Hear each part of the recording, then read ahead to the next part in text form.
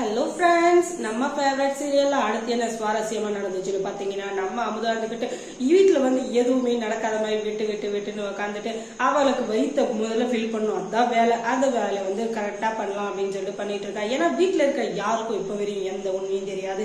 அதனால நம்ம தப்பிச்சோண்டா சாமி அப்படின்னு சொல்லிட்டு உக்காந்துட்டு போல தீனி தின்னுட்டு இருக்கா. சரி, அவ சாப்பிடணும் போறா. அவளை பத்தி நமக்கு என்ன இருக்குது? வீட்டுல இருக்கிற எல்லாரும் அவங்க வேலையை பார்த்துட்டு இருந்தா, இன்னொரு பக்கம் இனி வந்துகிட்டு போன் பண்ணி வீட்டுல என்ன அத்தை நடக்குது, ஏன் அத்தை மாமா இப்படி இருக்காரு அப்படி இப்படின்னு சொல்ல, உன் மாமா தான் யாழினியும் விளங்கவும் எங்கவும் போகக்கூடாது அப்படின்னு சொல்லிட்டு வீட்லயே அடைச்சு வச்சிருக்காரு. என்ன பண்றது சொல்லு? அந்த டிரான்ஸ்பர் ஆர்டர் வேற கிழிச்சு போட்டாரு. உன் மாமாவுக்கு சுத்தமா அறிவியலை என்னதான் பண்றது தெரியலப்போ. எப்ப பார்த்தாலும் ஏதாச்சும் ஒண்ணு பண்ணிட்டு இருக்காரு. அவர் பண்றதுதான் நான் அப்படியே கரெக்ட்னு நினைக்கிறாரு. மத்த யார் எது பண்ணாலும் சரி, அது இதெல்லாம் ஒரு குத்த கண்டுபிடிச்சாரு. என்ன பண்றது சொல்லு அப்படின்னு சொல்லிட்டு அவங்க ஒரு பக்கம் பேசியிருக்கேன். சரி விடுங்க அத்தை, வீட்டுல வேற எந்த விஷயமும் இல்லையா அப்படின்னு கேட்டா, வேற என்ன, ஒண்ணு தின்னுட்டு குடியதோட உட்காந்து ஏன் உயிரை வாங்கிட்டு இருக்கு, அது வீட்டுக்கும் போக மாட்டேங்குது, இந்த வீட்டுல இருக்கிறவங்களுக்கு நல்லது நினைக்க மாட்டேங்குது, நான் என்ன பண்றது சொல்லு அப்படின்னு சொல்லிட்டு அவங்க சொல்லிட்டு பேசிட்டு இருக்க.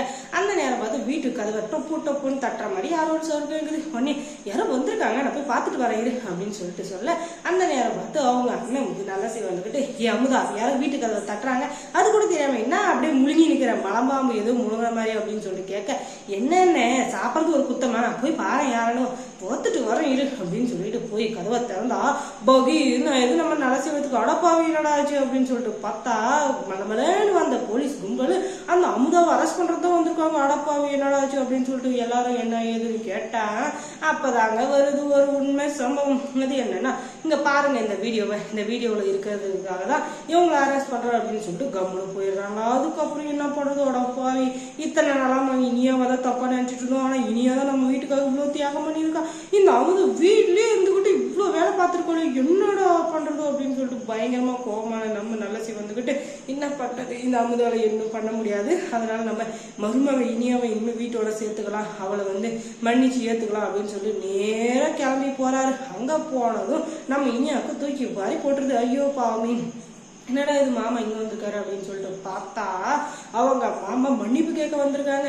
இனியா என்ன மன்னிச்சிருமா, நான் தெரியாம பண்ணிட்டேன், நான் என்ன பண்றது சொல்லி இந்த அமுதா பேச்சு கேட்டுட்டு உள்ளவே நான் தப்பா நினைச்சிட்டேன். இருந்தாலும் இந்த மாதிரி ஒரு நல்ல மருமக கிடைக்கிறதுக்கு நான் தான் கொடுத்து வச்சிருக்கணும், தயவு செஞ்சு வீட்டுக்கு வந்துடும் அப்படின்னு சொல்லிட்டு கையில காலில் உழாத குறையா கெஞ்சிக்கிட்டு இருக்காரு. வந்துருமா. ஐயோ மாமா, நீங்க பெரியவங்க வயசுல, அதனால தயவு செஞ்சு இந்த மாதிரிலாம் பேசாதீங்க, நான் உங்க மேல எவ்வளவு மரியாதை வச்சிருக்கேன், நீங்க இப்படி பேசுறதுனால கண்ணெல்லாம் கலங்குது மாமா, எங்க கண்ணெல்லாம் கலங்குது அப்படின்னு சொல்லிட்டு பயங்கரமா பர்ஃபார்மன்ஸா போட்டுட்டு இருக்காங்க. அதுக்கப்புறம் இனிய சீரியல்ல என்ன சுவாரஸ்யமா நடந்திருக்கும் நீங்க தெரிஞ்சுக்கணும்னா நம்ம சேனல் சப்ஸ்கிரைப் பண்ணுங்க. தேங்க்ஸ் ஃபார் வாட்சிங்.